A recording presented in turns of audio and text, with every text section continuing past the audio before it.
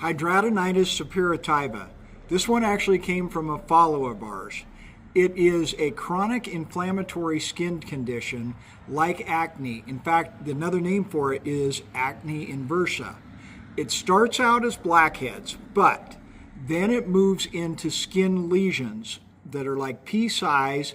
They develop into boils, abscesses, where basically the most common areas where skin surfaces touch. So armpit, groin, beneath breast, in the abdominal area, that's really where you're looking at. They form underneath the skin and then develop out from there. Fistulas or tunnels actually can connect these abscesses in severe cases, making it very painful and very prone to infection.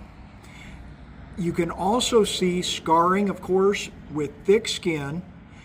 Foul-smelling, purulent drainage can occur. Red, itchy, swollen skin can also appear that's very painful. The lesions will heal, but it takes a long time, and the bad thing is they can come back too. It's more common in women, 3 times more common in women than in men, and it also is more common in the black population than any other. Now, it usually starts before the age of 40 and after puberty. So that's your main area as far as timeline in age that it occurs. If you have a family history, there is a genetic component. As I said earlier, it can go from a very mild form, which is almost just like acne, you wouldn't even know the difference, to the severe form where you develop those tunnels that go between abscesses. Now, if you're overweight or a smoker, it also makes you more prone to this condition. Hormonal changes, especially in women, can affect this condition and cause flare-ups. It is not contagious like chickenpox or anything like that. What happens is it develops when hair follicles get blocked. And when these hair follicles get blocked, then you can develop the blackheads just like you do with acne, and it gets worse from there. As far as why it happens, I said there is a genetic component to it, but other than that, it's pretty unknown. And in fact, they've proven that it's not related to hygiene. So you may have somebody that doesn't take the best care of themselves as far as cleanliness and stuff like that.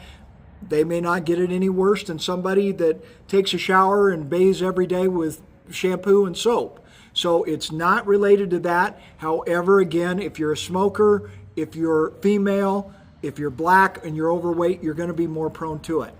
As far as complications, of course, pain and infection can occur. Scarring also is a big one, and that can be a downside, especially as a female. You can see decreased movement capabilities as these pustules get worse and these tunneling occurs. You also will see an increased incidence of skin cancer with this disease. Swelling in the arms and the legs due to the lymph nodes actually becoming blocked can occur, especially in overweight patients. As far as treatments, you're looking at pain medications to help with the pain, antibiotics, both oral and topical, to help prevent and treat infection, steroid injections to help with the inflammation and the pain. In females, birth control and spironolactone, both in males and females, to help with the hormonal changes. You can also see isotretinoin used as well. Again, you got to watch out for pregnancy with that one. And then the biologics, Humira and Remicade, are used too, as well as surgery in very severe cases. Now, what can you do to help prevent that? Well, first off, self-care daily. Even though there is no component as far as hygiene, if you shower, bathe, it helps keep those pores from being blocked. Use a gentle skin cleanser, not soap. Also, you can use chlorhexidine, which is Paradex, it's over the counter, which is a soap, in the shower once a week. It can be hard on your skin, so be careful, but you start out once a week, then increase it as long as it's tolerated. If your skin becomes cracked or dry, of course, stop. But with that, that will help to open up those pores, and it's not that expensive. Remember to pat dry, don't scrub. Don't use a loofah or a washcloth. That can cause problems, create pain, open those boils, creating an option or opportunities for infection. Also, don't pop those pimples and don't shave. That increases your risk as well. Quit smoking. If you're smoking, you got to quit to decrease your risk.